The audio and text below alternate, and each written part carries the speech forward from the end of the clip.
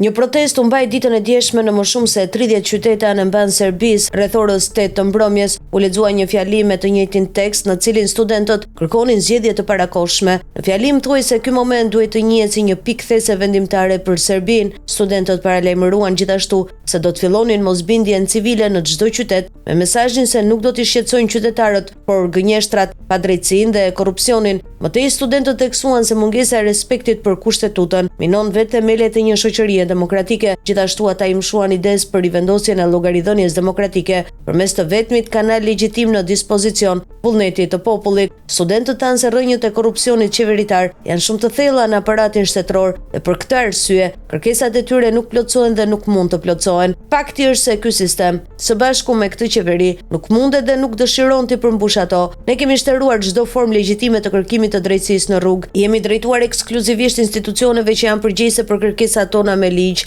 Nuk kemi marrë një përgjigje adekuate, por kjo është arsyeja pse kemi marrë fyerjet, kërcënimet, ngacmimet, gënjeshtrat, arrestimet, rrahjet, shkeljet dhe gazi lotësjellës më të rryer, thuaj në fjalim. Studentët u betuan se do të vazhdojnë mosbindjen civile përpara institucioneve, ministrive dhe stacioneve televizive që tentojnë t'i heshtin. Do të fillojmë mosbindje civile në çdo qytet, nuk do të ndërhyjmë në punët e qytetarëve, do të ndërhyjmë në gënjeshtrat, padrejtësitë dhe korrupsionin, thanë ata. Në fjalim u theksua se kjo nuk është një protestë studentore, por një protestë e arsyes dhe dinjitetit, shkruan Danas. Protesta e çdo personi që u injorua dhe ende ka besim. Njerëzit që nuk dëgjohen kanë të drejtë bërtasin dhe njerëzit që shtyhen në një cep kanë të drejtë të mbrojnë veten. Kjo është arsyeja pse ju ftojmë të mos luftoni për ne, por të luftojmë së bashku, derisa të përmbushen kërkesat. Përfundonte fjalimi që u lexua në protestat e mbrëmshme në të gjithë Serbinë.